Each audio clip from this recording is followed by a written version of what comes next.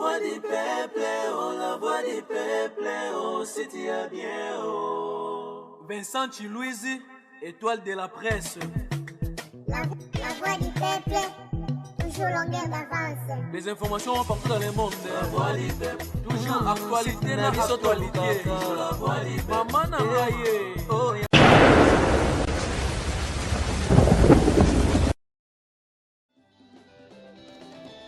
Montre Musique et Primus présente le concert de l'histoire, le show de la réunification. Wenge Musica 4x4 BCBG, 25 ans après, ils seront tous là. Le 30 juin 2022 au stade des Martyrs à Kinshasa, venez vivre le show de l'année avec les anges adorables. Wenge Musica 4x4 BCBG, Y'a Bisso Wenge. Prix 5 000 francs congolais. Ouverture des portes à 10h. Infoline 09 00 11 51 16. Une production Mansa Musique. Salut, bienvenue chers amis téléspectateurs dans votre émission Kilt Tribunal Oyo. Les albums vitrine toyara osala analyse autour de notre culture ou bien la musique. Et dans cette émission, j'ai l'habitude de recevoir des artistes musiciens, des chroniqueurs, des influenceurs et une grande joie dans la vie sur le réseau que ils ont mutu moko to ya milelo na rata tribunal, c'est pour une première. Mais une grande joie pour la mission parce que tu as vu que Aéropé ça peut couler en moussou sur la carte émission. Mais avant tout, il y a un Aéropé ça donne une beauté. Na Mbuta Likasu, artiste, musicien, analyste, comédien. Bonjour. Ouais, bonjour Vincent, bonjour Saint-Marc, bonjour à tous nos internautes qui nous suivent en ce net moment. On a eu plaisir à tous partager ensemble, de tout partager dans WhatsApp, dans appel, par-ci par-là. En tout cas, plaisir dans la. Et j'ai un fidèle internaute spécial que je salue à tout moment, avant la banda, donc le boss Tanguy Brice Lulendo, les seuls Congolais amis de Bulguette, Motema, Yama, Fefe Fanzu, la PC Bambote, je crois Olandabiso avec attention. Mais pour nous, ça, le plaisir, dans Moutoumoro, pas dans tribunal trop, le 25, donc le samedi, a fêté 50 ans, comme on a Dr Laurent Tchenda. En tout cas, Dr Laurent Tchenda, vraiment happy birthday to you, place aux États-Unis, fêté avec famille pour 50 et 50, donc on est à demi-siècle. Le Koumezongara et pas dans la famille. En tout cas, merci à toi Vincent. Et je suis très, très content de partager le plateau avec vous. Merci beaucoup, Mboutali Kassou. Et là, comme je viens de le dire tout à l'heure en émission, que le lot aux Moko Yabiso, le Saint-Marc Tabou. Autre solo lelo ma solo Italie babi actualité musique mais mingi ma solo 5e génération au mot toujours si la raté et c'est Marc Tabou. Bonjour et bienvenue dans cette émission. C'est un plaisir Vincent Chilouizi par rapport à la voix du peuple. On a un plaisir de leur le tribunal dans l'Andarabino. Des fois, on a une analyse, des fois, on a posé à contredire au Bolobaka, on a une chance. Aujourd'hui, nous avons l'occasion, avec beaucoup de fair play, de sportivité, évidemment, d'analyser ensemble avec vous et avec Mboutali Kassou, que j'estime beaucoup, pour une analyse. Awa. Je crois que Otoroba est divisé, mais il y a un plus, la connaissance, il y a moko na moko. Certes, aujourd'hui, ça sera vraiment quelque chose de principal au Doroloba. Et on est plus basé à la tendance pour ça la division au Doroloba. Batale Loronini et Jair Nasuka, il y a moi Maloba au Torozalanango par rapport à l'analyse Torosala, ensemble Vincent, Mbouta et puis le Saint-Marc. Je vous retiens directement déjà parmi Bandeko Oyo, Baza qui travaillé pour la récite, il y a événement le 30 juin. Voilà. On a concert, il y a Grand Wenge, à niveau stade de Martyrs, vous en faites partie. Et Tororo Yeba, to commune à Mikolo Yarotanga déjà dans une semaine, tu vivre événement. na dernier contact nous avons dans na côté organisation ba musicien, qu'est-ce que tu peux rassurer na bandeko ba otala biso? Non, rassurer bango d'abord que moral et artiste ils a vraiment makasi. Lobby, j'étais en contact avec les artistes le soir parce que je devais remplacer Popol dans la répétition. Instrument, il y a musique, il y a stade. Je crois match à vite à Robeta Bakalamingi un dimanche. Après, nous serons en possession du stade de Martyr pour nous installer un podium, un instrument. Nous surtout, il y a Outi, Mikili, il y a Poto. Et puis là, au moins, c'est important, il y a un billet VIP. Les billets VIP, pour le moment, ils sont en vente. La showbuzz, et si la répétition est allée, on qui t'a la showbuzz au côté, aux VIP, soit na immeuble Régal, na boulevard du 30 juin, et si il y a bureau, il y a Massa Musique. En tout cas, pas sa télé, parce que demande, il y a billets et Zali qui s'envoler grave. Au bout, ça a été ministère, société, et Sengi Ango. Contrairement à ce que les gens pensaient, il y aura vraiment beaucoup de VIP. C'est pourquoi le prix a été fixé à $100 pour avoir le sésame de place, parce qu'il n'y a que 1500 places VIP à $100 que les gens vont s'arracher. Donc allez au Showbuzz ou à Massa Musique, immeuble Regal, 2e étage, dans le boulevard de 30 juin. Je crois que Moral Nabango Tueza, ils sont prêts. Il y aura les artistes de Wenge au Boyebi, il y aura aussi des danseurs, des danseuses au Babakisi pour que le spectacle est vraiment à la danseuse, hauteur. voilà ce qu'on va salir mélange à l'orchestre et tout pour la danseuse, il y a Kalato, en tout cas, ils ont une danseuse neutre.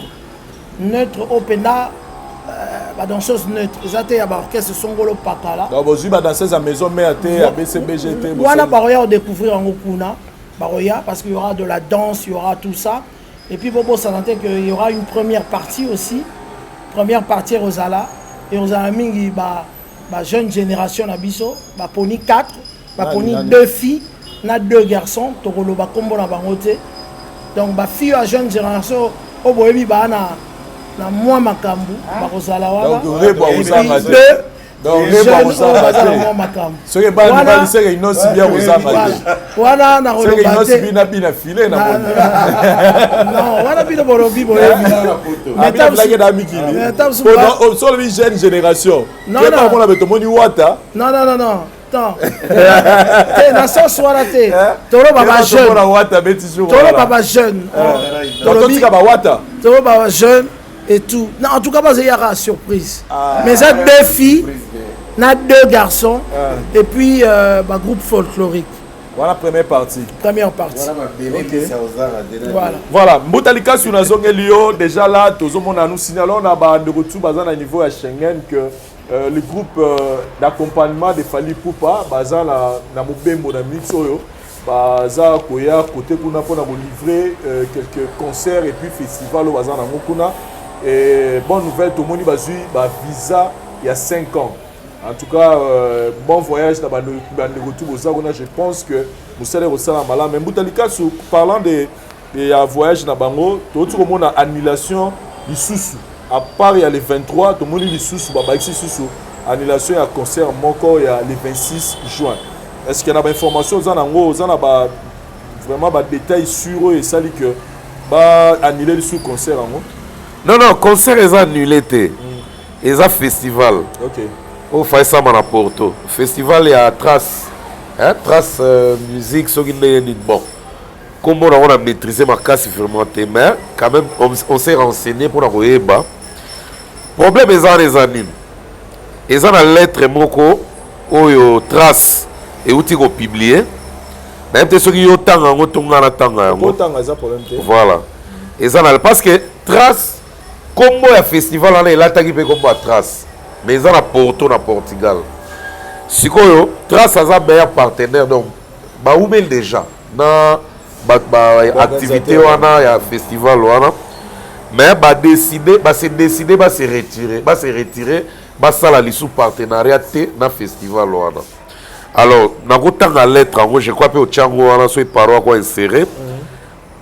c'est avec une très grande déception que nous sommes contraint de nous retirer du festival Made in Africa. Comme on a d'autres. Festival Trace Made in Africa au Portugal, pour lequel nous étions investis en tant que partenaires médias. Malheureusement, les organisateurs du festival ne sont plus en mesure de nous garantir que les engagements pris pour la tenue du festival seront respectés. Cette décision était difficile à prendre puisque nous étions engagés avec passion dans le soutien de ces festivals depuis 19 ans. La mission de Trace est de faire rayonner partout les artistes et les cultures afro-urbaines. Nous précisons que Trace ne retire aucun bénéfice financier de cette opération.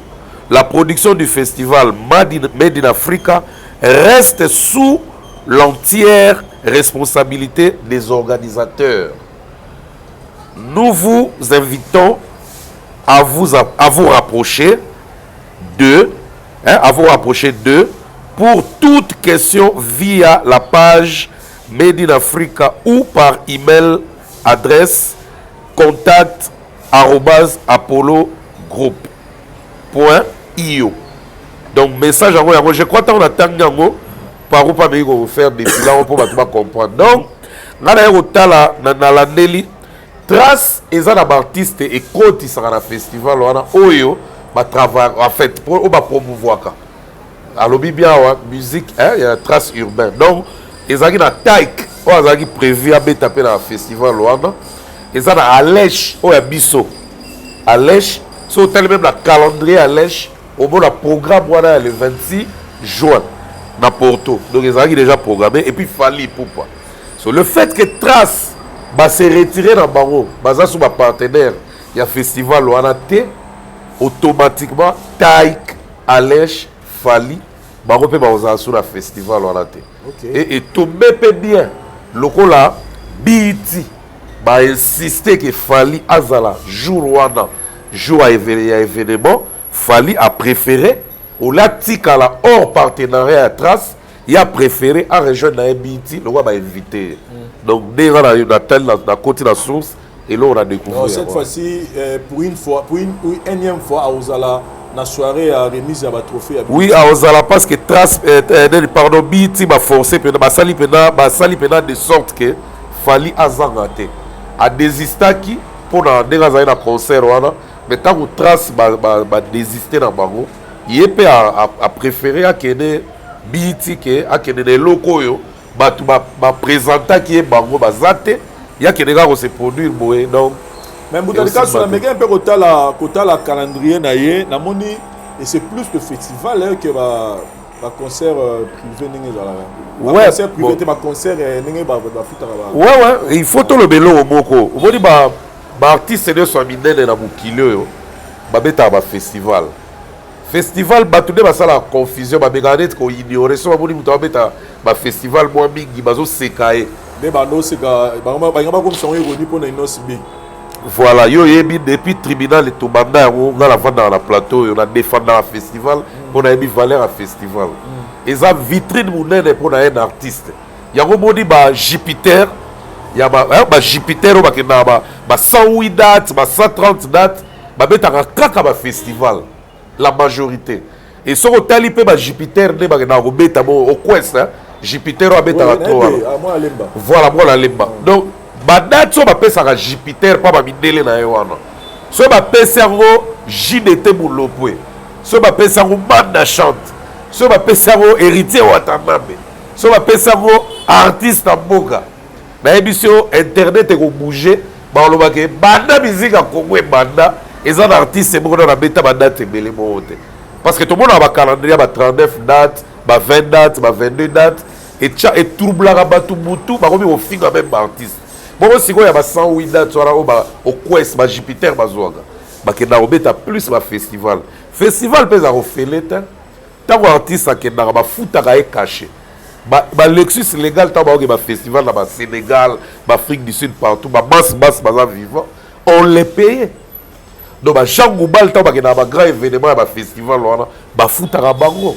Donc, festival, ils ont événement. Donc, ils ont forme de événement. Parmi ma forme de il y a ma production à un artiste sur scène. Il y a Vincent, tout le monde sous-estimé le festival. Artiste Nyon sur Yamboka, ils ont un festival, ils ont respecté. Atta Congolais respecté, mais les étrangers, ils ont respecté. Et puis Vincent, ils ont bien. Événement où ils ont un festival. Ils ont un concert payant. Oh, bah, tu vas acquérir, un concert payant. Tu as même un festival et ça, à Kinshasa. Tu as un gouvernement qui est artiste, qui est banda. Les artistes qui sont un concert payant. Ils ont un feeling différent. Donc, festival, il ne faut pas qu'on sous-estime. À toi, dans les artistes, dans la salle, moi, et Belépé, il y a une valeur à festival et on s'en rend compte. Voilà, merci beaucoup, Moutalika. Mais pardon, Vincent, concernant ma marque a signifié mon billet. Pour le stade des martyrs, il y a une précision. Il y a un Gilles Massoa. Oh, pendant que ce extra musique à les 2 juillet à Béatrice.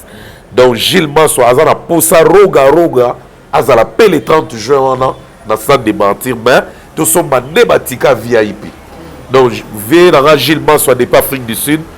Il faut accumuler au moins 30 ou 35 billets à équipe nyonso ya rogana ya biso na ya vigilance soit des concerts dans la salle des martyrs. Le roi marque est à précision, tu as dit qu'ils ont la showbiz et puis tu as dit qu'ils ont la régal. Donc $100 c'est déjà ça. Donc il y a précisé quand même. Merci beaucoup to kende na ngambu ya le sœur Marc Tabou pour to méga peu sola. Et c'est Marc Tabou avant tout na yo question na zana ngo ngaki d'abord est-ce que vous avez un commentaire à ya osala par rapport à ma festival parce que comment il rôle à moi et comment moi le sous-estimer musicien dans beaucoup la biso mutaba festival. Tiens. Et là on a ça solo. Pourquoi les longs ngana contestaka tant balo artiste lelo bana palmarès ko les artiste kala. Parce que artiste lelo bazako négliger ba festival mais ba loi mbona ba tabulei ba beta ba festival. Liboso mindele ba teka plus art na biso liboso mindele. Bartiste ya kilelo bazala oboya ba festival pourquoi pour eza sangisa. Festival au moment bena nani Beyoncé a robeta. Mais avant Beyoncé, l'artiste belé ba robeta et bandaka mususu 10h musique e beta ti minuit. Yango elo nga na yebisaka batu ba bango ke ba vie beaucoup. Ba tabulé.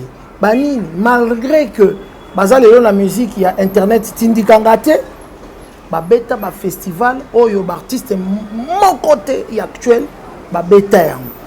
Ba beta ba Japon, ba beta ba Amérique du Sud, ba Australie, partout. C'est ce que aucun artiste de actuel a ça là. Mon côté.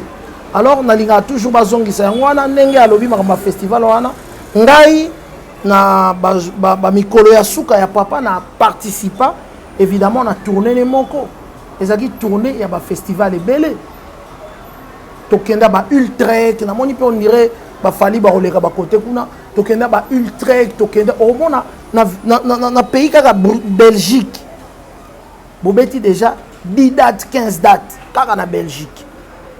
Donc c'est très très important. Il y a un balai qui va meka kotala kala ba yeba que bato kala tant bana yoka pourquoi bazo yoka na pourquoi ba yeba na boy pourquoi bani parce que ba beta ba vandi ba beta li solo Luambo Franco pour ba beta ba festival et tout ba beta en mingi et puis liboso il y a bikolo mususu o ezali bikolo na biso. Voilà. Et puis Vincent, pardon moi. Et puis Vincent, il faut voyer que ça va tout bien pour comprendre tina festival. Au moins ils au côté na YouTube. Au beti Franco Luambo maquillage. Ba concert na ba image nyonso ko bima wana majorité za ya mama ngebi to ya inde to mama kulutu. Oyo mona ya poto na gaga balata rouge boye ba ba madilu a présenté tout malage. Et ça festival les aïe en Hollande. Mais so otali baimage mosusu ya concert ya Franco na poto eza pena te. Papa Taboulay qui est notre papa d'ailleurs c'est Marc Avande à la sepeli tangu samba ngwana kotaka Friza alongwaka akepa bombenga mais basalaka concours moko na zo bombenga Papa Taboulay na orchestre moko boye Papa Taboulay mtazwaka concours wana il fallait que de représenter mboka na biso na Canada mais Papa Taboulay a exigeant malgré ça ngwana longwaki na ye pour na raison na bango a exigeant que ngala ke Canada obeta festival mais sans ngwana te na lingi gouvernement est s'impliquer sans ngwana zananga sans ngwana boya akima mais batina pena babila do Papa Taboulay a kene déjà Canada mais babila pena balandi pena sans ngwana na concert à bombenga yena vente ça ba sotamir bakimi loba barova na bandal côté ya bola rwanda baye balambi bandi na bango bazoli mondameka boyena ba papa balataki bawa kara babile torche libanda yaki na butu samba ngwana bimao atoyebi kozali awa soko kimi ozana problème samba ngwana moya sala so otrepezate abibibisi na balembe kada zaida la gomme na batine ya tisi na chemise ba marqué na mutuka mbala mo aéroport bazo pena billet passeport ba pesa ye omodi lolengo ko kende boye Sene Rochero a kozela na Canada okosala transit na Belgique chargé de mission ya ambassade a kozela na Zeventem akopesa yo bilamba na yo kolata na valise na yo o rejoindre Rochero ça ba ngona ila liloba te amati vola komi kuna ba yabie ba latisi ba pese valise a continuer Canada coûte-le que 600 yebo abeta lisolo que ta komi Canada pendant que bazo répéter pour la festival ba lo balate na ville premier jour deuxième jour troisième jour ga boye vele alobi sam matambo buke côté wana oza ko kende setro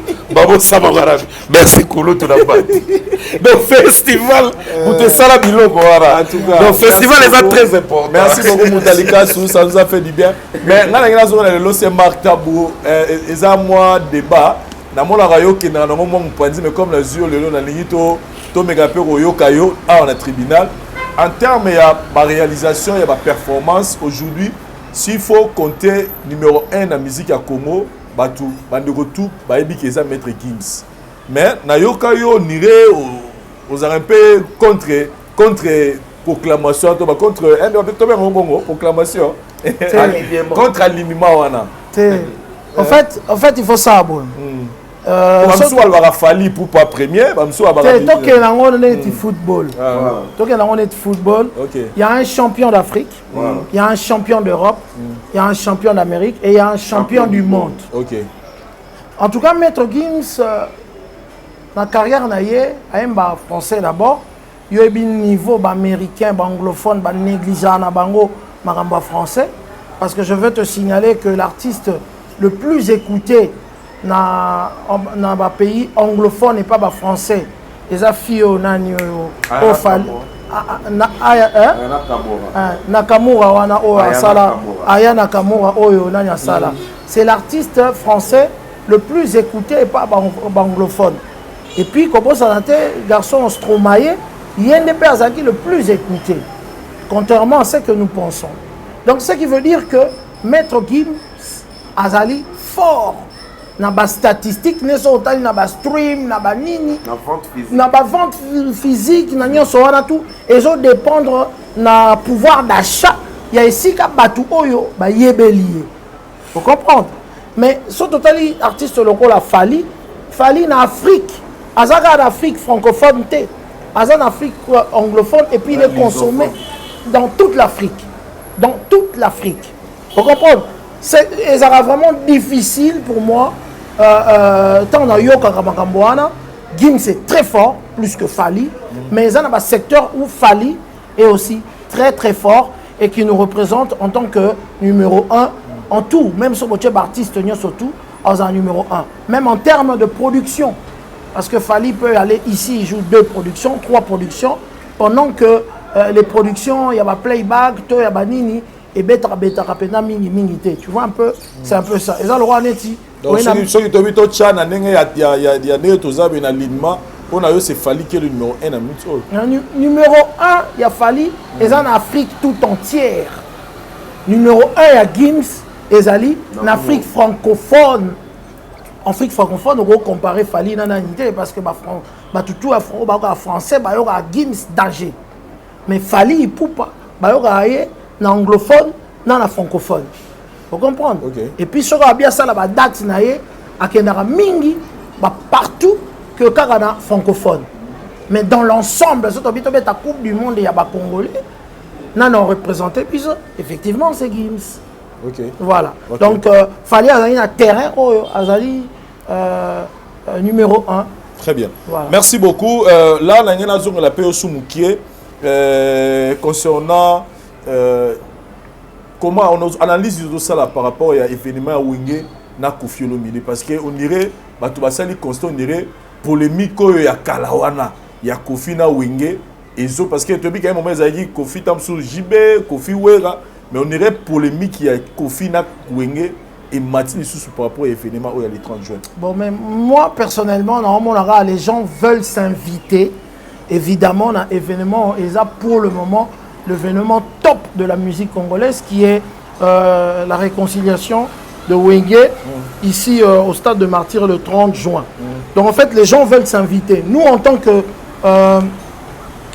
bateau, bateau communiqué par rapport à l'événement, on n'a jamais aligné notre communication.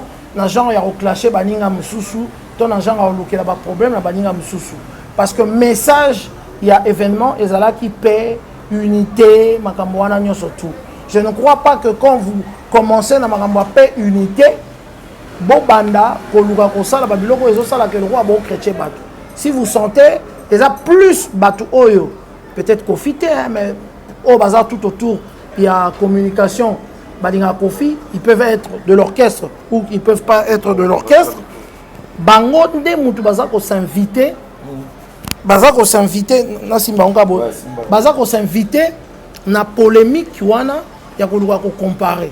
Mais en tout cas, Wenge, Massa, musique, baza vraiment concentré sur l'événement mais pas trop sur le polémique eza roleka. Je crois que les autres à niveau il y a ba communicateur, il y a ba groupe. Nous autres, il y a communicateur, il y a Massa Musique. Donc vraiment, dans un monde sens, plus Bango va s'inviter que Wenge et Zali pour attaquer Bango. Voilà, par là, qui concernant l'actualité OESA sur le net. OESA, bon, sortie médiatique, il y a Papa Chika, il y a promotion, il y a concert, il y a les 30 juin. Voilà. Il a bien parlé, il s'est bien défendu comme d'habitude, Papa Chéri, mais ils ont le remords soulevé qui il y a la 5e génération. Voilà. Et la 5e génération est zati. Jusque-là, tout bazar na katia 4e génération. Et tout le bateau baleki na différentes émissions, en tout cas, nous soutenir Papa Chéri na réflexion à azati. Donc, on a dans le point de vue quand il dit que le 5e génération exact tout bazar na 4e génération. Pourquoi? Parce que bango selon contexte pour pas mettre ma seule génération c'est que c'est moi de nulle part ba yé malamo ba bimi ba sali c'est le rôle à bango to zaiko. Voilà, si on a occasion yo pour expliquer batou moni biso to za bato to sala ki ba émission pour soutenir la 5e génération. Tant on a tali Papa Chéri avant de critiquer quelqu'un na makambo abimisi il faut réfléchir. Avant de critiquer, il faut réfléchir. Je suis parmi Batoyo, Basutena, sorti à 5e génération. Mais tant que Papa Chéri allait qui à lobby, j'ai essayé de fouiller dans mes réflexions. Je me suis dit ceci. Donc, on a comparaison, on a limité na bandela, on a lobby dans émission. L'âge de Papa Chéri, de Weranson, et l'âge de ceux qui incarnent la 5e génération Tolobaka, Fali et Ferré. Est-ce qu'il y a une différence de 20 ans? Non. Voilà.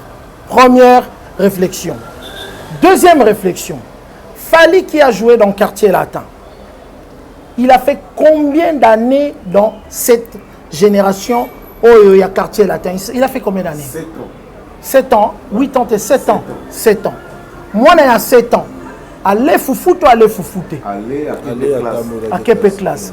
comment est-ce que bolinga bo seku bo bande la vie à moi na 7 ans na génération o azo beta déjà joli a fufu azo kenetique bo bande la vie na ye na génération mususu na quelle sous na réflexion Messi a beta na Ronaldinho to a beta na Ronaldinho te soki ba gagner coupe eza coupe na bango a compter yango to a compter yango te Bien sûr. est-ce que ba fali na ba ferre ba beta ba zénith to ba zénith te Bazongo de Pora l'Afrique du Sud. ba tcha bango na palmarès te que ba beta zénith to ba beta te voilà alors il y a que les artistes qui incarnent le leadership artiste mboka ndenge na benga ka Ferregola et puis nani Fali Poupa, les artistes qui incarnent la soi-disant 5e génération ont évolué pendant longtemps dans cette génération. Oyo ba JB, ba Weranson, baza lokola, ba porte-étendard. Ba porte-étendard. La génération de JB Mpiana, de Wenge, ce n'est pas seulement le Wenge. Mbouta, je crois qu'il ne va pas me contredire. Bah, l'Avignon a baza la génération. Pourquoi Bazouaka? Voilà. Pourquoi Balobaka? Pourquoi Balobaka?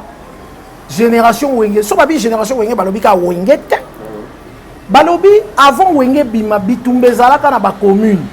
Balokole ensuite, l'Avignora, l'orchestre Bassam Chintou, Eden Musique, il y avait beaucoup de groupes. Nabitumba wana, Moutoua Longa, Pe Azala, Resista Tilelo, c'est Wenge. Nabitumba wana. Et je veux même t'étonner, Kofi Olomide, Azana 3e génération, Abima, na libumu ya Bazaïko. Bien que ya lo Bima et Moko, Bima na libumu ya Bazaïko. Na série wana, ba papa wemba bazo bima elengezo ya et tout bani nazo poussa la première na papa wemba abima na 3e génération. Mais orchestre né quartier latin, tu seras étonné, et ça na 3e génération, t'es quartier latin, et ça na 4e génération. Parce que Kofi Azui orchestre c'est presque mon bimba. Il y a bateau yo bazalaka le roi aneti à l'époque ba rival ya ba wenge ya banini aena ngona latino. Et l'album Magie n'a évité et Kokota qui n'est bougé concert et tout na Magie ni ne bimba liboso. Et qui n'est bougé? Qui n'est bougé. To kamweka botomoni B20 animateur ya latino azo boaka le là à peu près et Kokota. Et na ba cri ya Wenge. Allez-y maintenant comprendre. Donc je parle de la génération Wenge. Ce sont les représentants de jeunes de cette époque qui ont réussi à résister dans le temps et à faire les exploits qu'ils ont fait. Et voilà. Donc du coup, Bano Nyon surtout. Ils ont Fali, Ferré, héritier, Banani, Bazana Liboumouana, ya Wenge. C'est pourquoi Papa Chéri, Azaro Beta Sete, Tilelo, que 5e génération est bimité. Na étonnement na bisotou. Nayoki Papa Denis Lessi Aleki. Je crois qu'on a parlé de Inos. Il ne faut pas qu'on classe ça, Inos, Gaz, Mawete, Gaz Fabulous, na secteur pour musique, nous sommes toujours séparés. Au voyez, il s'en a so banyo classé bongo dans au classé frère Patrice dans la génération Nine. Mais pourquoi tu tires bango de côté? Parce que musique, nous sommes toujours liboké.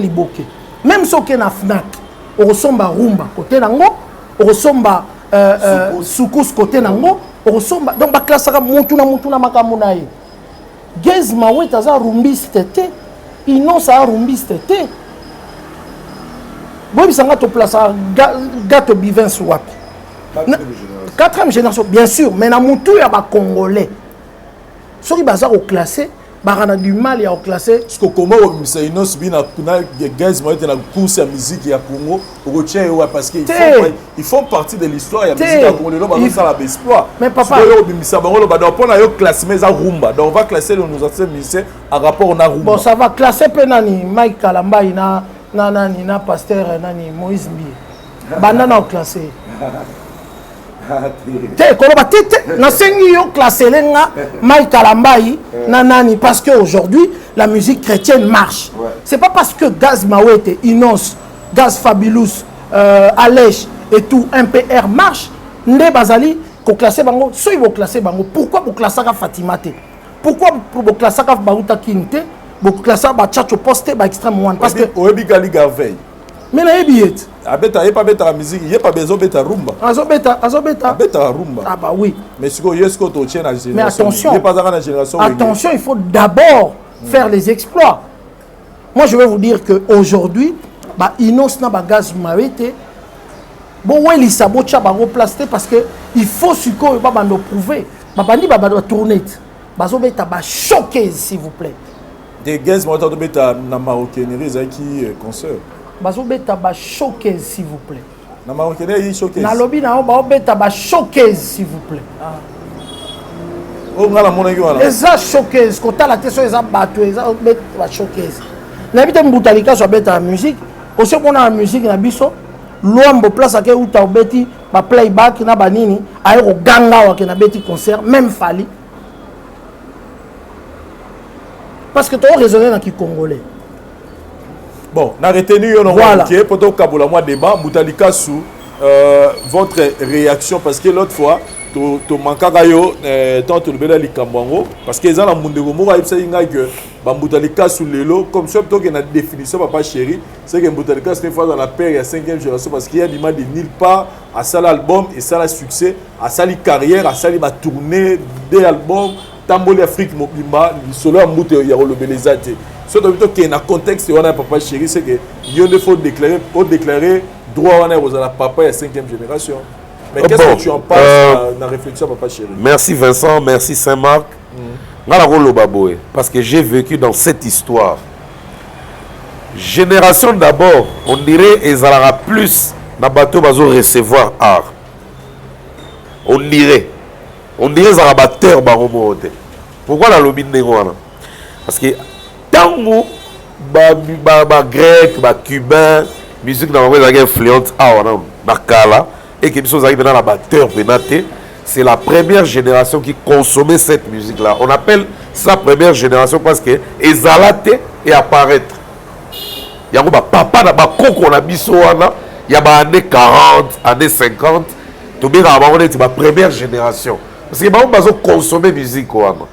Donc tant vague et goya ya ba grand calé ba franco ba taboulay.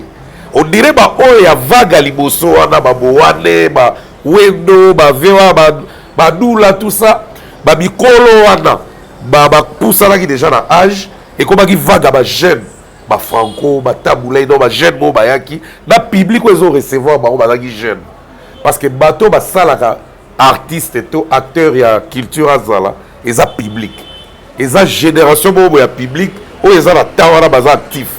Ils ont stade. On va faire un concert, on va véhiculer la musique sérieusement. Alors, tant qu'on a Zaïko, Los Nikelos, et quand on parle d'une génération, ce n'est pas un groupe. Quand on parle de Franco, Taboulay, Benga, Veba, Diata, Bokelo, Isenge, on dit que c'est un groupe belé, non? Pourquoi est-ce qu'on t'a comme voilà. Bakolo musique. Voilà. Voilà. Si on t'a Zaïko et Koya. Et Zaïka Zaïko, il y a un Zaïka tout Zaïna. Et Zaïka Belgicain. Vous savez, il y a une musique et belé pe bima qui n'attend. Parce que Zaïko, tant qu'on a bibi la table, on va bien une troisième génération. Pour la dire des bateaux, c'est là il Félix Missolina. Bazar on a vingtaine.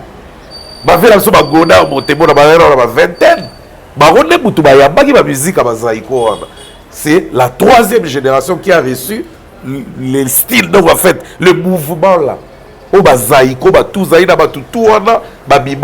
Donc, public j'aime. Génération, si je vois bien, si je ne me trompe pas.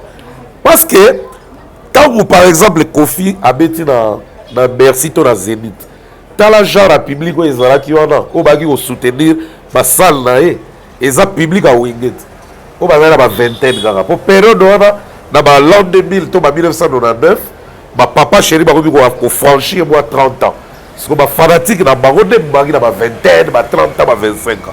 Yango ba beki 4e génération. Et biso pe ba Mutalika on fait partie on fait partir il y a 4e génération là parce que tant Wenge zo régner na ba obimala 98 na kuti public ya Wenge zana no bangi na ba 20. Bango de bazo consommer musique. Donc gaï pe dans la 4e génération.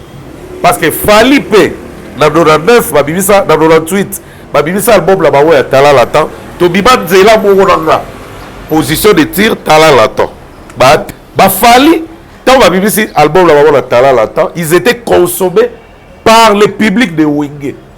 Mutalika également Kibindanko également on se comprend ba Doudou Kibinda si qu'on Fali na ba Bourreau na ba Soleil na ba Sam Keba et comme point d'interrogation Kofi Olomide aya na 3e génération dans la génération il y a ba Zaiko ba Kester ba Papa Wemba ba Touala Nyoso ba Shockstar ba Carlito ba Deba ba Nani ba Mozi tous ces gens là ils ont bateau ba qui na vague à jeunesse à ma vingtaine tout bien là ba 3e génération. Mais tu parles de public. Donc là le bas tu parles de génération publique explique le public. Pardon. Parce que aux dans l'orchestre, aux ondes qu'on a. La dame peut très bien. Yokana. Na expliquer yo. Olobi biso génération eza public. Mais en explication non obanyo zonga na ba mouvement. Zonga na public. Zonga na yo de la diga bien te. Na lobby boy. Yokara très bien. Tangu ba Fali ba koti quartier la te ba ko région de Kofi Olomide oyo abima nzela moko ba Papa Wemba ba Kester ba Zaiko ba Shockstar ba Anti-Shock ba Touara Nyoso là nous la développé qui te remet le micro d'accord le besoin mystère comment ba Fali ba qui ko région de Muta 3e génération mais malgré ba ko région de Muta 3e génération public oyo bana ko consommer ba 3e génération ba gote de ba consommer ki ba Fali mais groupe ba betaki ya Muta 3e génération eza peut-être ba Anti-Shock wana génération oyo bozi ya bandaka nango na génération ba beta la reine de Samba eza presque ba fanatique oyo ba soutenaka Wenge na mulolo ba kine bouger ne ba sepelaki pe na ba la reine de Samba wana donc complexe mo eza na ba génération là na banga okotango et puis tant la tala pe ba musicien belé o ba leka o ba zap na ba professionnel ba bi boulot la bango ba lobela ba génération te la même discours na bango bien on se comprendre même Fali na yokate na micro pe na ba lobi ngai na za la 5e génération aloba ngote la main est très bien alobaka ba master auto za na bango a peu près ba âge moko un exemple ba ko ya rango ba master auto za peu près ba âge moko donc pour na za la difficulté à définir ma génération là parce que ba biso ba Fali ba artiste mboka ba Bourreau ba toto za ba âge wana ba bisu bazalaki na groupe il y a 3e génération ba Pacheko bazali pas Papa Wemba dans groupe à 3e génération mais consommé par le public de Wenge qui est un public de 4e génération ba Mutalika soupe biso tout consommé par le public de Wenge pour dire que public ya Wenge lelo ne bakoli peut-être ba Inos na sisa yo la carrière mutema yo la carrière mutema ya carrière mutema donc na lo ba parla que ba Inos ba Gez to ko épargner bango te parce que baza ba artiste et musicien qui s'il vous plaît on les a nga yo pesa yo ba tu beta ba Rolanda ba ba juger na ba on ne peut pas les écarter on va les écarter par rapport à quoi voilà bazali na kata musique parce qu'ils représentent la culture congolaise mais bango public ils ont consommé bango ils ont public à Wenge c'est un public encore plus jeune par rapport à biso à consommer 4e génération biso ne ba consommateur il y a 4e génération mais ba public ils ont consommé ba Inos ba Gez ba Rodé bana na biso donc on peut les appeler les acteurs de la 5e génération voilà. Ils ont dit que Marc Tabou, même dans le même contexte. J'étais quelque part, on pose une question pour le temps. J'étais quelque part, au Katanga Suki, Tozaki, moi, Batu Belé, moi, Miki Bazaki Wana. Batia musique héritier. Et Batia musique à Dadjou. Pendant que la musique à concert à Dadjou, on mettait la Parc des Princes.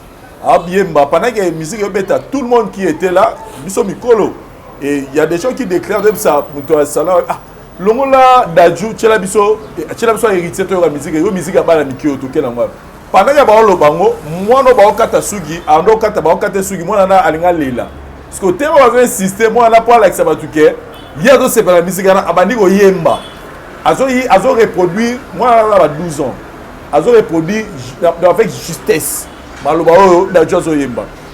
C'est la question maintenant je vais te poser dans la région de Mkembuta tant que tu ma solo ya génération lelo au rep ça rappelle moi dans 15 ans 16 ans au recouter bena vanda au solo là bien bon yoka toi au Titanic mais finalement donc ça dit en termes de génération n'ayez bout à ça par rapport il y a âge aux consommer musique Vincent qu'est-ce qu'on peut dire totika to le bina nenge ya actualité nazoyoka OK totika ko sa banalise boy pour na canaliser en place moko to ye ko fonder makambo à génération te Mbutalika sunanga to ana plateau biso temu to banda makambo wana analyse ya sali ezali analyse purement et simplement ya Mbutalika. Voilà. Nous avons des écrivains, des intellectuels oyo ba comment sur musique na biso ba classer en na ba génération et ils ont parlé des artistes, ils n'ont pas parlé du public. Ils ont parlé des artistes. Ce sont des emails. Je te dis, Yoka, ils ont parlé des artistes. Zoa, Google, là, yo, Beta, Oluka, recherche sur la musique congolaise. S'il te plaît,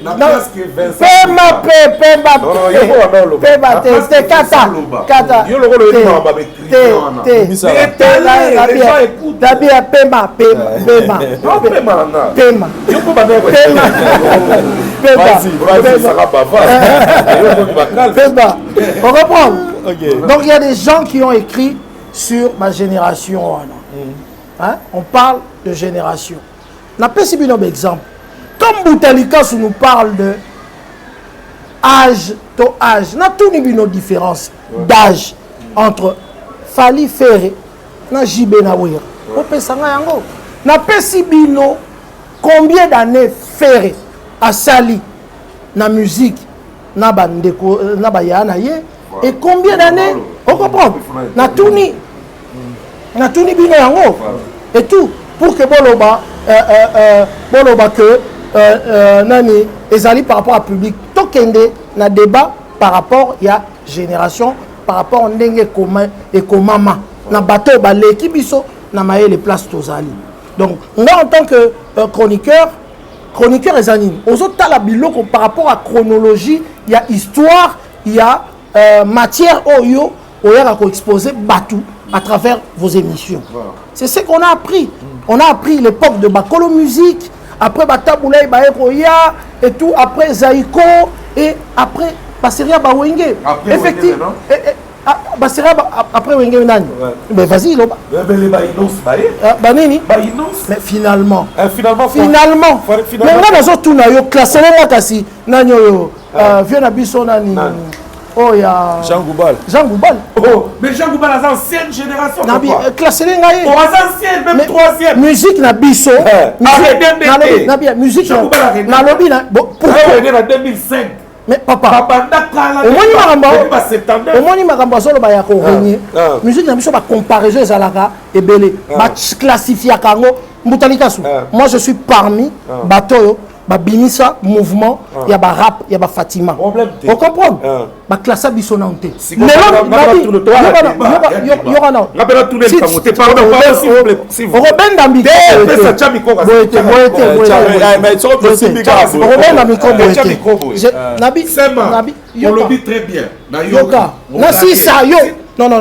on se pose des questions. Non. Mbutalika. C'est monopolisé par. On est sous débat. Il faut assis ça. Assis sa réflexion là comme ça. Assis sa réflexion là comme ça. C'est là sa réflexion là s'il vous plaît. Musique na biso.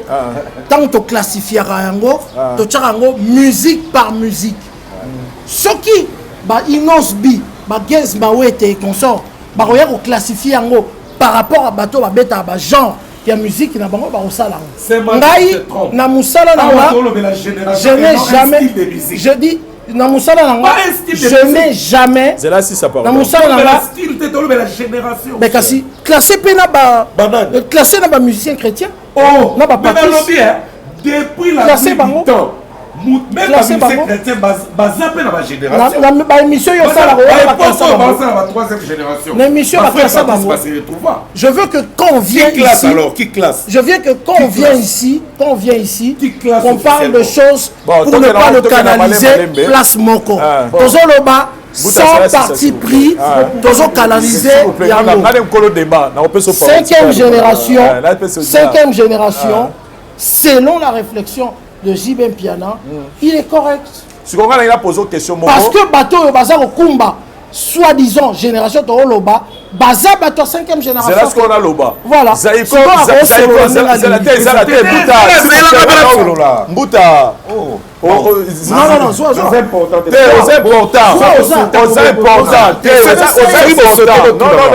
vais intervenir pour Ok, vas-y. Vas-y alors.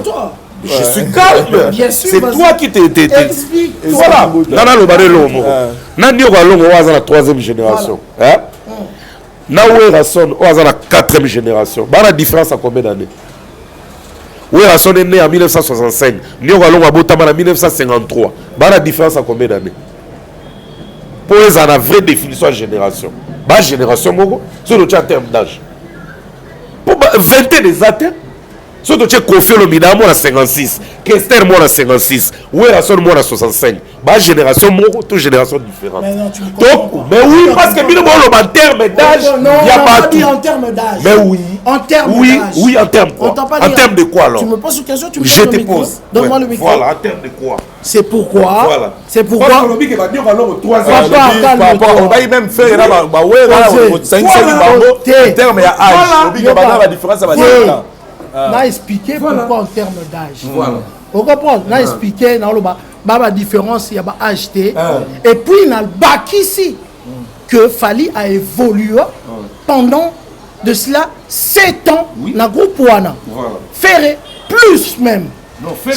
Yoga faire plus même. Faire route 5 ans. Nabi faire 6 ans. Faire plus même, papa. T'es 6 ans. Faire plus même. Faire la maison, même toi, Wenge. Oh, mais finalement, na Wenge, on parle de Wenge. Wenge. Faire plus même. Donc faire avant na Maramba Wenge, Kala, à Beta na Maramba Wenge, Kala.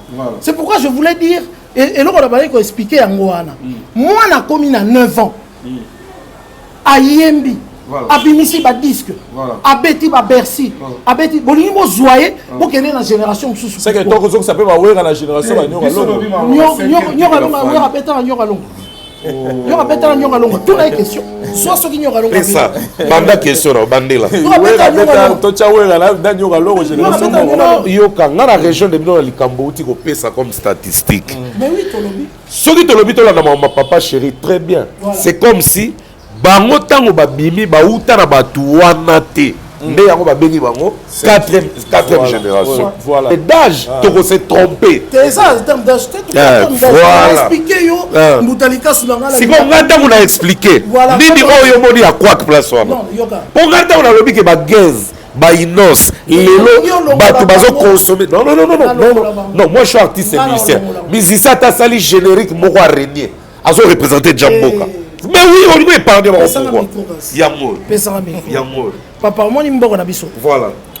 Tout ça, la chronique musicale des années. Voilà. Bakani Saraka bateau basala makam. Parce que ce qu'on a dit la génération, au Kansana bateau babimati. On comprend. Ce qu'on a ba livre, soit Google na yo papa. Mais non, na lobby na yo, soko kei na Google, o beti histoire mboka na biso, o comprendre bazo kanisaka ba oyo kombo esala nini e bima. Bato yo batika la ko bimate na mokili balobela ka bango te Mbutalikash. Si vous plaît, Marta Moutikala na mutu c'est Martikala na micro. J'ai une question à vous poser. Voilà. Au lobby na biso que bazo classifier ba musicien en termes ya rumba, c'est-à-dire style rumba ne pas classifier ba inos pas classifier ba hote. Ce qu'on regarde ça na Zaïko ba bima pour na rumba. to to ba spécifier qui ba yipona style kavacha zana kende wenge tango ba bimi na style rumba te wenge ba bimi na style ya Victor ya moi genre na bango la ba yeme ba ye na sembe nezaki pe rumba te siko koma tango ba inosbi ba yepe na style na bango ya genre mo me ba s'imposer yo lingo longo la bango Vincent oyebi ke yo za respecter na ba Janspil oyebi ba Janspil Janspil bando copier répondre ngai oyebi ba Janspil bando copier musique mais ba inosbi ba ye na style bazui musique ya Congo ba créer ya bango omoni ko analyser mabe na pesa yo réponse na sepeli nde na tribunal là omoni musique ba inos ba betaka tango baloba que oye na musique o bango ba betaka soko yoki sima na bango beat wana ce n'est pas congolaise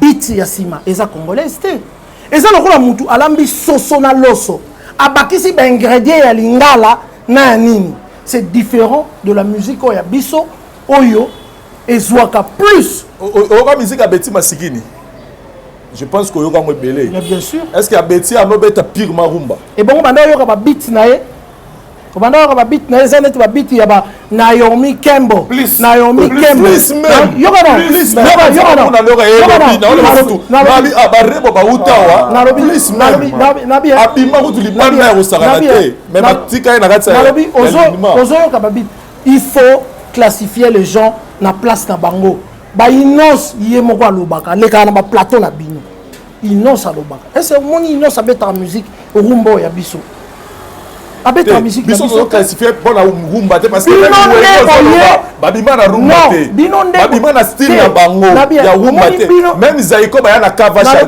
mwasuma oyo nani na bango soliste na bango nani anoaku ba ya na style moko oyo ezalaka te papa tabulai babima pe na rumba te ba ya na kavasha na analyse à lelo et à une analyse à l'élo. Non. C'est une analyse à l'élo. N'est pas comme Gozoa, bateau Tobenga, Janspil qui font aujourd'hui la musique qui marche. Aujourd'hui, musique n'a pas marché. Je le vois en Côte d'Ivoire. Mais quand ça marche, papa,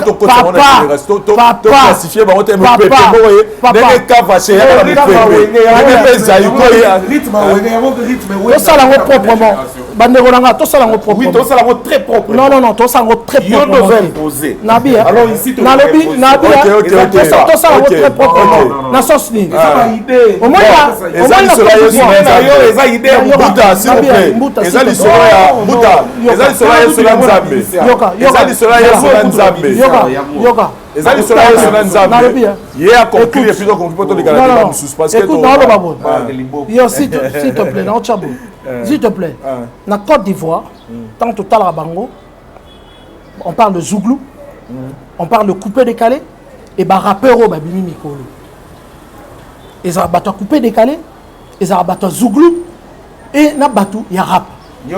On comprend. On parle de zouglou, on parle de coupé décalé et na batouara bas spécifiaka. Boya bo sangisa biso nyonso touté to yebi que musique chrétienne ezali, musique genre il y a Inos B ezali, musique ceci, ce sont tous des artistes. Mais quand JB il parle de leur génération, il ne parle pas de Inos. Il ne parle pas de Gez Mawete. Et tout. Non, mais bon, sa musique qui toque, on défend biso musique na bango pe été kama. Parlons de notre musique, parlons de bateau biso soi-disant to bandai ko tcha bango na 5e génération, ba beta na 4e génération problème ezali wana. To souka na place problème na biso ezali ko luka ba problème te que Marc a l'ingité ba innocent, a l'ingité ba guest. Je vous ai juste montré que to chaque musique na biso toujours na ba compartiment nango. C'est juste ça. Mais si on a vu ça qui a terme à compartiment, tu as fait un rumba, tu peux pas style rumba. Mais non, papa. Musique au bango bango. Kavacha Zaiko ba ya pe na rumba te ba ya style mwasuma. Donc ba ya na style moko. Musique à kala. Musique à kala ezaka Mario na lebi eti musique esili. Mais c'est quoi yé sebene koti rakatakata animateur aye ezaki de lo basike na musique. Wenga yé na style là bango pe bana na pe ba yé lelo na bango. Est-ce que tu ebi ba reggaeman pe ba zalara? Oui. O ba reggaeman. Mais ba te ba oui. Ba ça classifié. Oh classifié en quoi? Ba classifié. Mbuta Lucas s'il te plaît toro bimani banda te. Toro tanga ba combo ya bateau ba tanga na ba livre na ba génération eza na bato musu batanga te salango eza na bato oyo histoire de la musique congolaise na bia eza na bato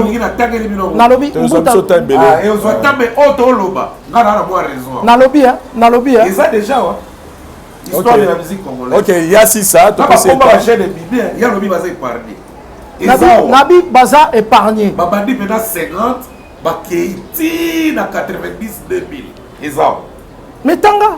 Mais soboli na rota. Pesa micro alors, pesa micro. Soboli na rota. Mais tanga. Au supporter. Ton supporter. Voilà na bandi. Histoire de la musique congolaise. Au Congo, il existe une diversité de la musique classée selon les types ou les genres, les formes et les styles dans lesquels cette diversité se présente. Merci. Ok. Vous comprenez? Papa, vous avez besoin de ça l'émission. Et vous avez vraiment. Il y a mon français, il y a mon bon. Mais classé bien sûr. Il y a mon le bito tient la roue. Il y a comment ils diversité. Aïe aïe aïe. Il y a un combien mot clairement. C'est pourquoi il y aura au débat. Et ça débat. Donc continue. Bambuta conclut tous les gars. Il y a un débat comme le roi Yesu Nzambe. Non, Yesu Nzambe Nzambe Yesu Nzambe. Bon, t'es dans ça sous. Oh non non, mais na respect à Bakwata la mission Mbuta. Respect, je dois les respecter de cette façon. Là où réagit bon Mbuta. Ouais, comme une dictature, il faut laisser les gens s'exprimer. Exprime-toi. Et livre le bateau que ceux qui s'embarquent à pesi idée na yé. Oyo mukile ko juger nde a monopoliser ba idée na biso non yo za la ba idée na yo ngala ba idée na nga semba ngala ba idée na ye ko bibisa biso te ke ba idée na yo nde tangisa non ça débat vas-y dans ma choc d'idée jaillit la lumière. Voilà. Ça ne dérange pas. Donc, bon, Kotanga, tellement moulaï. S'il te plaît, il est-il Koutou. Un exemple, Vincent Outopé, Sarah Opesi, il y a musique ivoirienne. La musique ivoirienne, tu as vu, Gadji Seli. Tu as vu, Monique Seka. Enfin, Monique Seka, tu as vu, Gadji Seli, Alpha Blondie, Mewe. Magic System, Tokeido, ils ont la zouglou, ils ont la reggae, ils ont la rythme, mais tant que bazo le DJ Arafat, on a généralisé na ba zouglou, na ba mewe, na ba tutu. Pourquoi on les généralisait? Pourquoi on séparait pas les styles? Parce qu'ils représentent eux tous la musique de ces pays. Ah, ça c'est vrai. Tu comprends? Tant que tu as la musique américaine, on a Michael as a king of pop, pour as a king na pop, as a king na kwe na ye na pop na ye mais ba jazzman baza so toke na R&B baza so toke na ba style belé ba blues ba nini mais nyonso eza musique américaine papa tant ba lo la génération musique américaine ba bandana ba ancien o ba sala ba rap ba R&B ba jazz ba nini ba côté ba na bato ba banda liboso après ba ndo kitati et ça peut le roi la Congo. Tous ça ba style belé ba mutuashi ba kintweni ba bangala ba seben ba soukous ba rumba ba reggae ba R&B tout ça ils ont se regroupé dans quatre musiques en Congo kakati parce que ce to bandi ko classifier d'être en terme d'être à époque tout tu peux époque ya batu ba bandaka malgré ba style parce que mandiata à même style mais il était compté parmi les pionniers à deuxième génération. Ils ont un style, ils ont un kaka, bateau, un précurseur. Mais tout ce qui est style, par exemple, gâteau bivez, tu as UPA, ce qui est Fatima Seya, classé par OTT, classé par compté par la musique à Congo. Si, yaya. Marc, yo bana lobela na émission ya moto zigisa bango on lobela même formation Fatima Seya donc on va considérer bango tant que chroniqueur. Je crois qu'il faut voilà tu as raison moi je crois que zongi bien ça ils ont jaillir lumière ils ont jaillir dans sens ligne parce qu'il faut comprendre ndenge question batuneli Jibem Piana yango nde biso toye koloba ils étaient ensemble par rapport à ce qu'il est en train de dire pour la musique congolaise toute musique oyo bakoki kosala ke bason ezala agréable à l'oreille eza musique kaka mais na musique na biso na classement na bango basalaka ya kala peut-être sikoyo tant mosusu mbuta likaso abi non Marc tobosana mpe bato wana te mais topesa faute na baya na biso oyo babandaki koclassifie bato wana te okwes oyebaki okwes non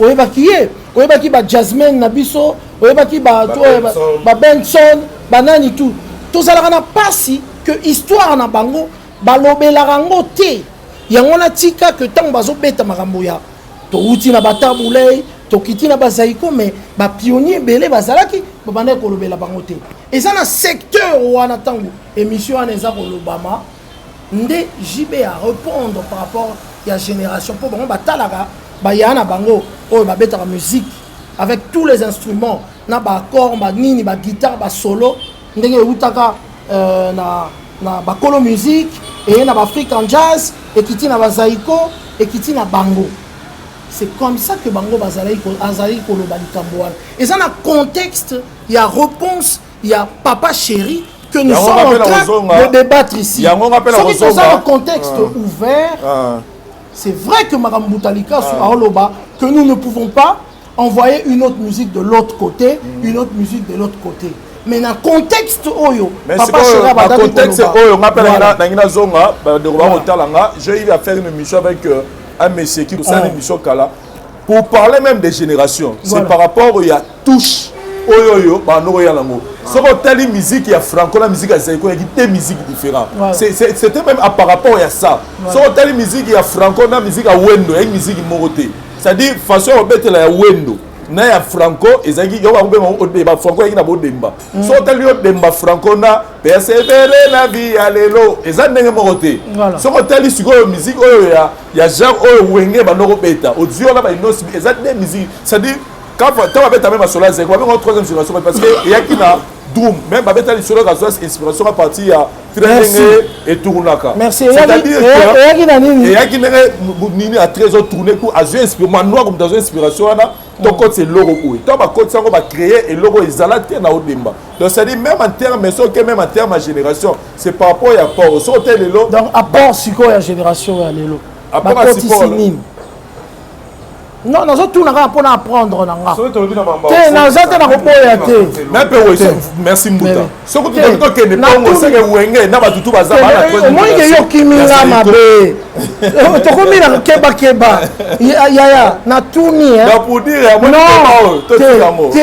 Non, totika te. En terme même il y a génération c'est par rapport il y a apport. Et là il y a sikabaye na mona musique. Mais wenge ba ya ko au bakuta na viva na victoire ya même pas logo yoka à terme ngana tuni question pourquoi ça c'est la question na tuni na terme il y a apport qu'est-ce que bana ya lelo baye nango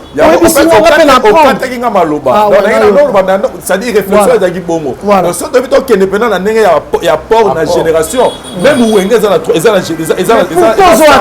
est-ce que boye ko attaquer wenge même wenge eza sans repère même to bango to badaka na style ya c'est na tuni est-ce que to ba vieux ba beta kala na tuni ka apport na lobi wenge te apport voilà merci beaucoup c'est Marc Tabou merci. Je pense que les soleils sont dans aussi sans côté. Non, ici là, tous sont la Boutalika sous Boutalika sous. Non, je sais. Et les gars sont des amours. Moi, choc des idées et ça va bien. Non. Boutalika sous, j'ai suivi le dernier sortie médiatique qui a hérité Watanabe. Oui, créé moi ma kélé mais moi je il y a plus d'angle et comparaison parce que hier moi mais biso a biso mis dans secteur wana aujourd'hui ce que bito comparer carrière et héritier Watanabe na ya Fabregas qu'est-ce que tu peux faire comme analyse? Non mais tout artiste est comparable. Artiste de mon côté à Gozala incomparable parce que toi en compétition il faut pas comparer. Parce que yo lingi ko va comparer na ndenge nini que sens nini. C'est-à-dire en termes d'album et puis en termes d'album c'est clair et net et visible Fabregas a en avance qu'héritier. Parce que BBC ba œuvre belé, l'album est belé, ba single est belé. Azaba œuvre est belée dans le marché. Abanda avant. Il a au moins 5 albums en actif sur Talibena bien. Azo qui est 6e. Donc Azaba album est belé. Héritage a 2 albums et quelques singles, peut-être 2 ou 3. Donc déjà en termes de comparaison phonographique, il y a quoi. Ok. Et Nanenga impact sur le terrain, qu'est-ce que tu peux dire? Impact sur le terrain, Fabregas, premier album là est Yokana, deuxième album là est Ascension, donc Yamano, succès planétaire, et tant que générique, Banzemoussou et Yokana. Surtout que le troisième album là est Poison Antidote, Banzembo Yokana est belé, tu vois, on a des amis de succès. Surtout que dans OASA là, musicien là est, et Zala qui a succès. Surtout que dans OASA Bibisa Souka, quelques titres ils ont succès. Surtout que pas héritier, Azan a 2 albums actifs dans le terrain. Premier album Retirada, Banzembo Irenia, Batuma Yoka et Beta. Deuxième album Mi-Ange Mi-Démon, Ezo Beta. Donc si on t'a bien baromi balé dans ma œuvre phonographique, ma bilan dans ma phonographique et Beta. Donc vous avez gagné dans ma phonographique Azate. En termes de production. En termes de production, Héritier joue plus que Fabregas. Fabregas a bandé avant, mais je suis désolé, Héritier a bêta trop que Fabregas. Dans ma spectacle Boye, Fabregas a bêta trop pendant Héritier. Ouais. Voilà. On va continuer. Et si il y en a? On a 2 éléments. Il pas laisser Marc Tabou. Comparaison, Héritier Watanabe et Fabregas jusque-là. Non, Moutalika soit totalement raison. Tous les artistes sont comparables parce qu'ils ont des œuvres, ils font des tournées, ils font des productions, ils sont tous comparables. Mais sauf que Naki Congolais, moi ici, je viens déplorer toujours Makambo et les Gaga, dans le plateau. Je crois que dans les gars qui ont une émission, dans le lobby, quand l'émission, il fallait un numéro 1 en termes statistiques. Il y a le lobby à l'équipe. Ça c'est. Ça c'est bête ça. Donc ce qui est le lobby en termes de statistiques, donc on ça va statistique. Sur statistique, il y a Fabregas na héritier pour Tokata Makambo.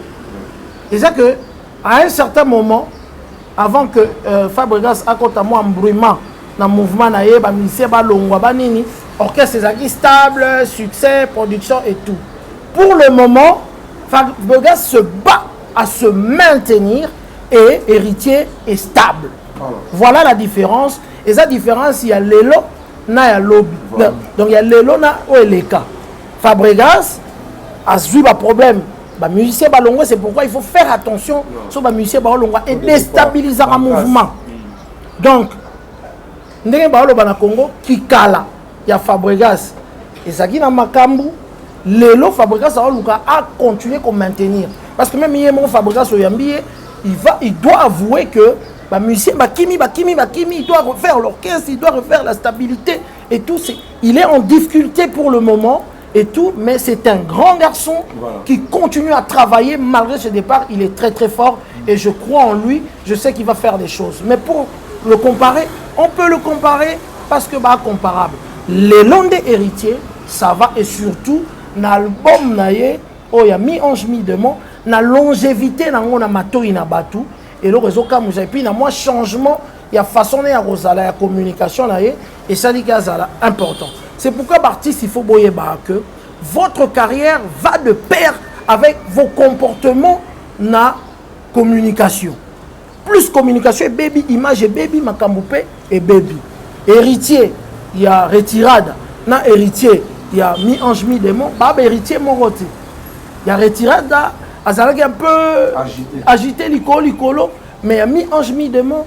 Avant d'ici à comprendre, bah, conseil, je suis parmi, bah, on a conseillé que la communication, ils ont changé yango et tout. Donc ça ne sert à rien aux artistes de se envoyer des colibés et déstabiliser à Bango. Toi, on a preuve. Robinho, il était très fort à percer, à continuer à bilan et bouger moi mouké. Tu vois un peu, bien qu'à se ressaisir avec Kulumba qui marche très bien partout ailleurs. Donc, on est vraiment de même avis avec Moutalika sur que on peut comparer tout artiste, mais sauf que ma période de cocanité actuellement, héritier, a plus de vent en poupe que Fabregas. Voilà, Mbutalika normalement ceux qui par exemple ceux qui ont la technologie plus avancée par exemple dans le tribunal pendant que tu as le Bana Saint-Marc on a peut-être payé des tableaux et bimi bah on a pourcentage à mouton. On compare aussi en termes de pourcentage succès en termes de pourcentage et puis œuvre et artiste n'y sauté régnant faut voyer belo quoi artiste au Bibselo en 2019 et Zuboé en 2020 et Zuboé en 2021 et Zuboé en 2022 et Zuboé le pourcentage Michael Jackson tant qu'on a démarré album là liboso et ça à peu près tant qu'on a aussi la Thriller à Bataki classe barre très haut tellement la barre très haute et ça terrible donc tant qu'on a aussi la bête à qu'on rivaliser Thriller tant qu'on a aussi la Black or White encore à quitter les sous dangerous à quitter donc Thriller et Tika Likoya comme à Werrason de temps qu'on a ça la solo la bien et Saliboy à Sali Kibouissa et Saliboy Oyo tout est lambda et Tika la olega Kibouissa te à taper pour ma Kofi ils ont l'album qui a l'album beaucoup ils ont flèche l'album tout à taper rivalisant côté donc tout à ça terme pourcentage na succès de y a peut-être lobby côté héritier pour l'instant à ça plus de pourcentage il y a d'activité dans succès dans terrain que Fabregas. Mais avant Fabregas avait plus de vitesse.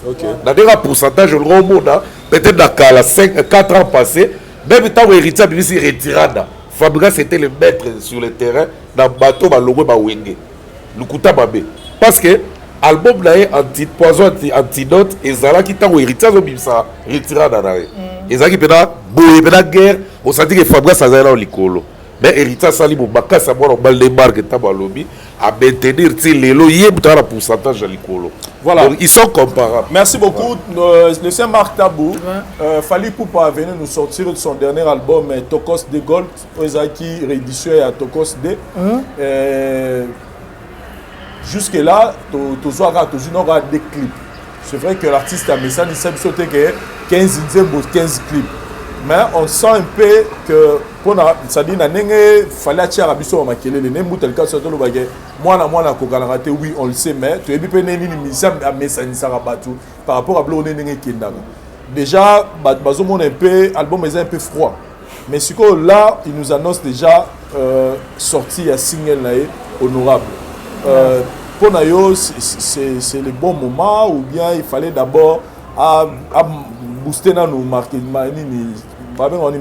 il y a Tokos bon ngai na olobara l'erreur il y a fallu dans le logo ezara ko intitulé et pourtant il y a banzembo danger ko intitulé kaka œuvre yo Tokos 2 du coup et pesi Tokos Gold le quoi Tokos wana yaki na kati et pesi continuité moi à mon humble avis continuité wana et sali curiosité makasi ezalate soka salaïga j'aimero boy peut-être curiosité ngozala nenge bazela ba plan na e je crois que c'est seulement à ce niveau mais banzembo bimi wana ezape ko exceller ezape ya makasi et moi je crois que na ko kota vraiment na mondo ya kotaki ezane na Tokos Gold penda beti banzembo eza ko poussa na penda pembeni ya badaju ne na Tokos Gold mais sauf que curiosité ezala quitté yango esali que ezala le roi neti. Et pensez-vous que honorable c'est vraiment c'est eza carte bien pour nae yako ya nzembo do bimisa single honorable bon c'est Fally hein ngana sina yebisa une interview que ya ata beti ngongi papa batu baroyoka akoma na niveau mo bo ata beti ngongi batu baroyoka mais na critiquer makasi na yebisa il faut respecter valablement place aux anango actuellement la musique au salaire ba GT na ba clip na ba nini je crois que ba warrior série moko ba takaka nga pona takaka nini oyo seben moko salaka allo téléphone rouge école na kritikaka ngo mabeba badenga bi non tu es Fally tu n'as pas droit à faire de à peu près il faut soko koti beta bien que yata betingongi otekam Mbutalika su ndeko moko lelo azosanga na nzela place en ndoko ke na lobi na ngabi selon réflexion na ye na pesa ngo rapio mais rapio commentango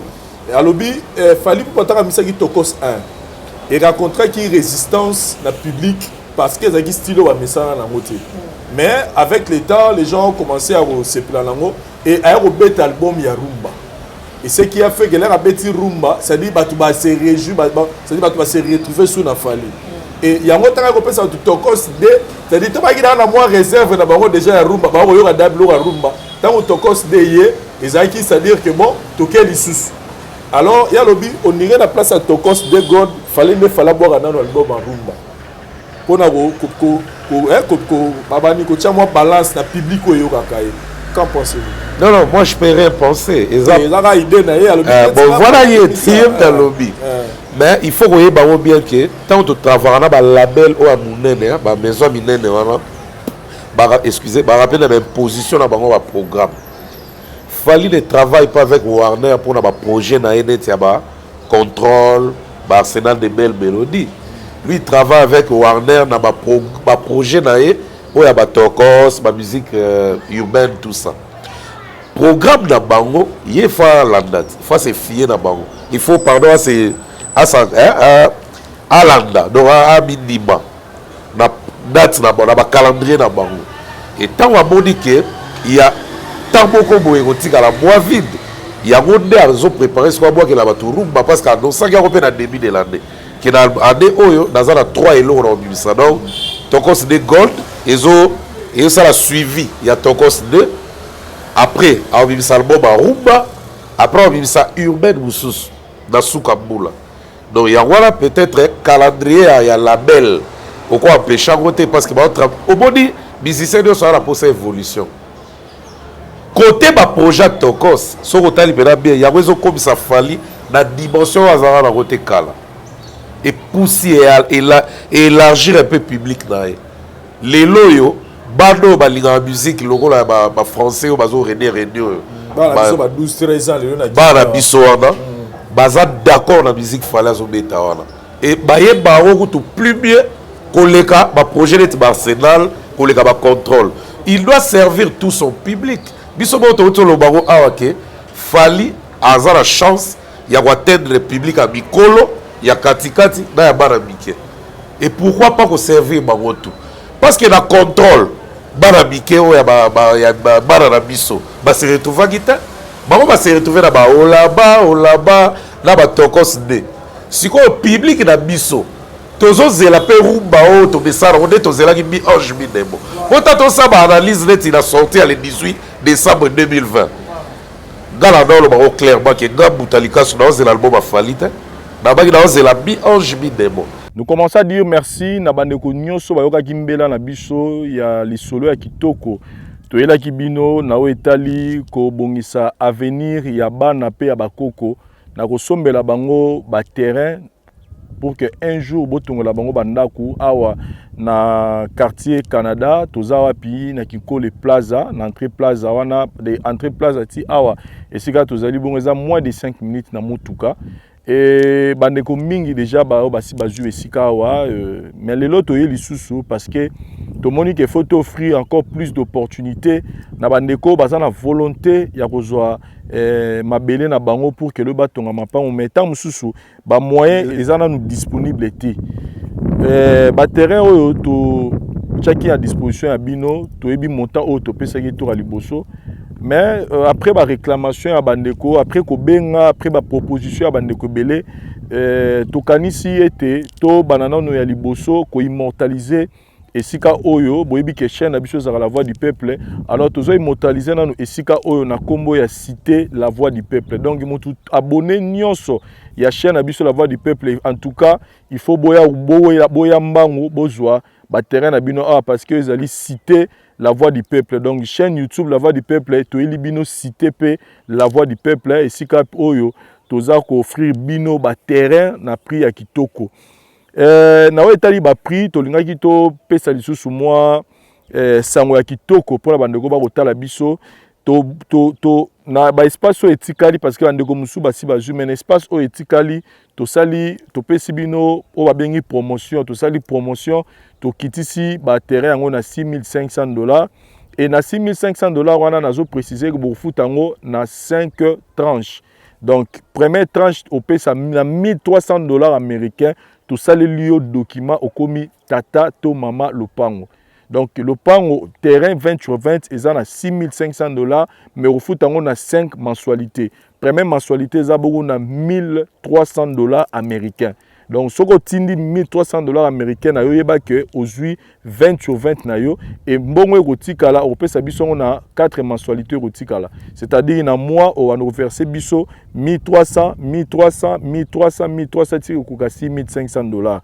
Né au silisi problème non mais déjà avec $1,300 yeba que okangi boué donc na rosenga bandeko boko tala ngai partout boya kokanga boué na $1,300 américains aux huiles pango na yo awa na cité la voix du peuple na quartier Canada na Kinkole Plaza. Donc en tout cas oeza opportunité de pesibino awa na kati ya cité la voix du peuple donc $1,300 américains okomi tata lopango okomi mama lopango esika oyo mai ezali esika oyo courant ezali et puis esika oyo nzela ezali kitoko boko tala pemeni bandako si etongami ebele bandeko ebele basi bakoti mais biso pe la voix du peuple to yé poto sala ya biso cité na biso awa cité la voix du peuple na $1,300 américains. Et je précise une chose, c'est que vi makambo to yoka kezana bandeko mususu o balinga ba rater ba terrain parce que ndeko na ya ki awa décourager ki ye parce que baboye ki kopesa ye commission baboye ko katela $500 to $300 nenga lingaki aka bebisi makambo biso moko to jusqu'au charge on a donc quand je dis biso la voix du peuple Vincent Chiluizi vraiment nazui responsabilité wana ndeko tinda mbongo epa na nga Vincent komi tungisa te boyebi Vincent toza déjà bato to yebi ko battre la image to yebi ko battre la réputation donc soko tini $1,300 na yo basaleli yo papier na yo en bonne et due forme na tindeli yango na mail na yo au recevoir yango mukolo nyonso yo roya Kinshasa okoya okuta terrain na yo ezozela yo parce que bandeko mingi ba ko décourager bato na musika po azali na posa tango yo lobi na ye monta X ya lobisi ayebisi ba vendeur avant de konanga somba bino fo bokatela nga $500 so ba talisi réalité ale abimi akayebisi ndeko na ye ba terrain kuneza mabe so reza mabe place on a telemi muta sombi 6 terrain na mbala moko bomoni ya ngar o bo mona oyoyo zola nga ngar oyo bomoni ya ngar o bozo mona oyo muta sombi 6 terrain donc place na telemi 6 parcelles a sombi 6 parcelles na ye awa donc so ezaki sika mabe mais ndeko asombi 6 parcelles o bomoni ya changar o angaka chati so ezaki sika mabe mais ndeko na biso bomoni atongi ndaku na ye kuna na suka kuna boko mona ndaku alingaki asomba te pe azama pafana na Canada donc azan ndeko avandi pe awa na Kinshasa te avandi na Canada be botala ndaku atongi ya niveau moko so ezaki sika mabe akolinga kotonga ndaku ya niveau moko boete donc natalisi bino kaka ba exemple mibale ya mama oyo ndeko oyo plutôt asombi 6 parcelles na ye esiko to telemi na sima bomona ngaro eza esika donc bientôt bazobana ba travaux na bango a na bo lakisa besika mususu na lakisi parce que bango ba pesinga autorisation na bango na lakisa yango mais sinon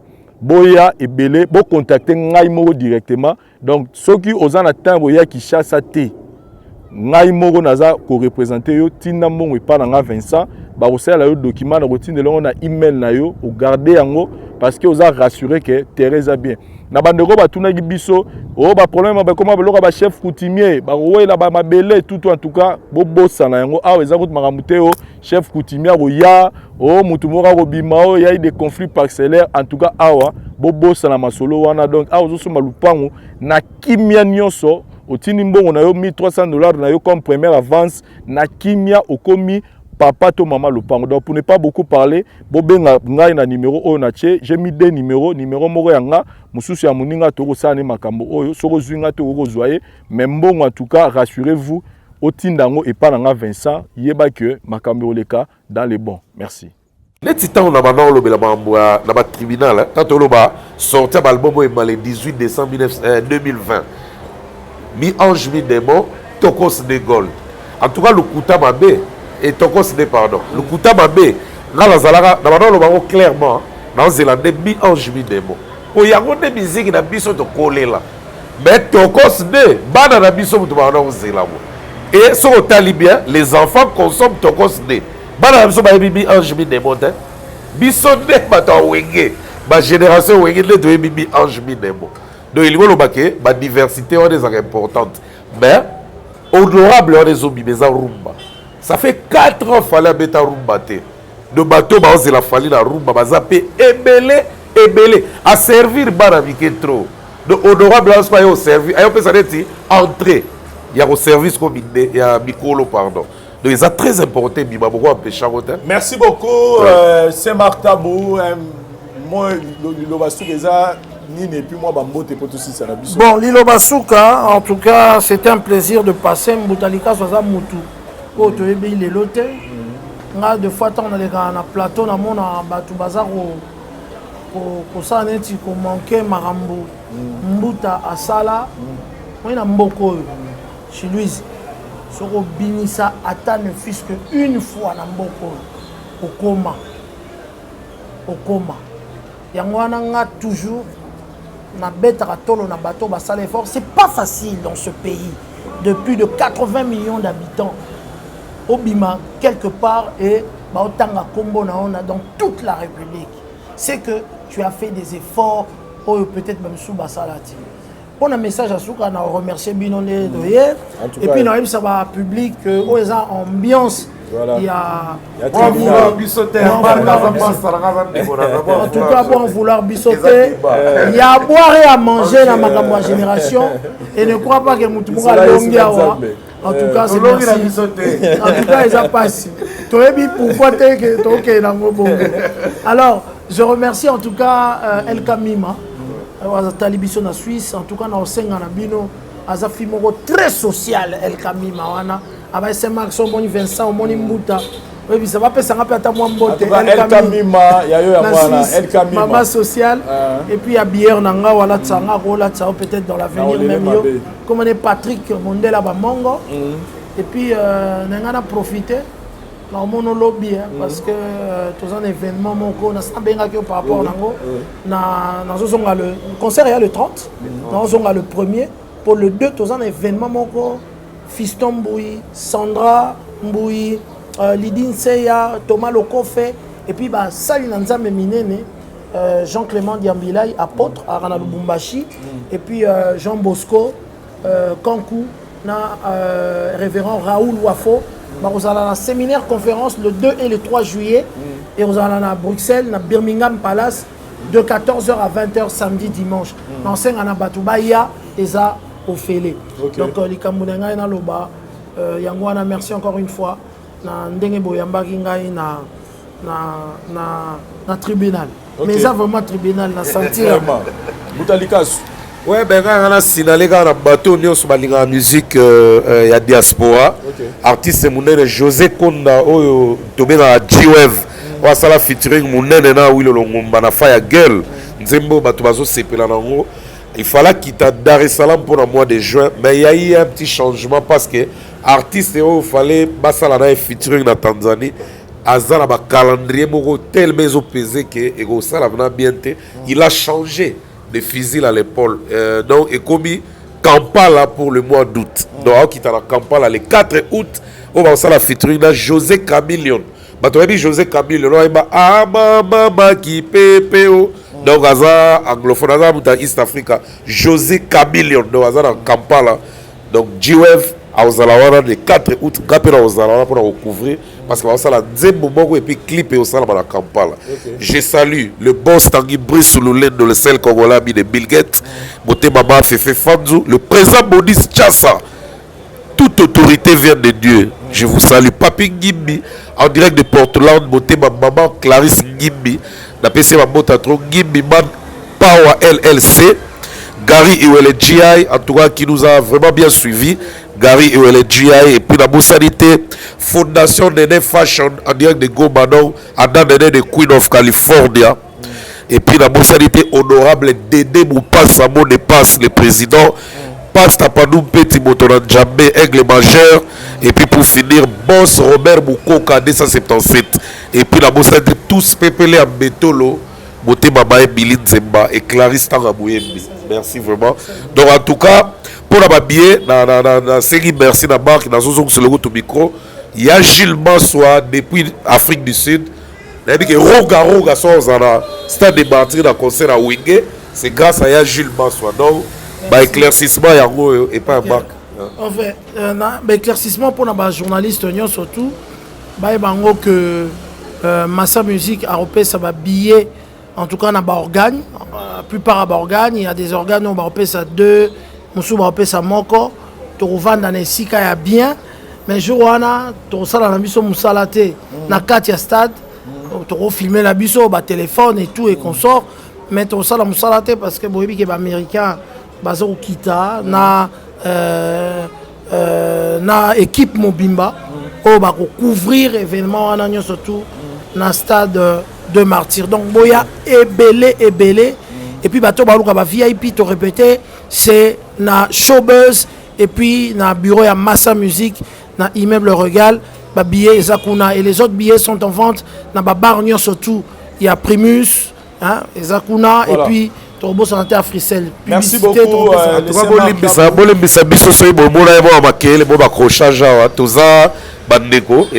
Discussion, très bien. Jamais. Merci beaucoup, Boutalika Sou. BBC 45 Orléans TV, je répète encore, BBC 45 Anemo Orléans TV, au passé. Donc, il faut s'abonner massivement à la chaîne. On a pour le différentes actualités. Vraiment, l'émission a bien bolingaka avec mère Nabiso Moko, Bibi Kenge, maman Nabiso Bibi Kenge, Azawana Opita, c'est la émission Yagitoko. Merci à David Wantesa pour ça au caméraman assuré. Merci à Flat Hotel Tenazia où ils ont permettre l'émission de tourner l'émission Boya. Olala, bon passer à ce jeu et puis ça des fêtes restaurant Ezali Awa. Pour la biso, merci. Tout le monde a dit prochainement différentes choses. Merci beaucoup.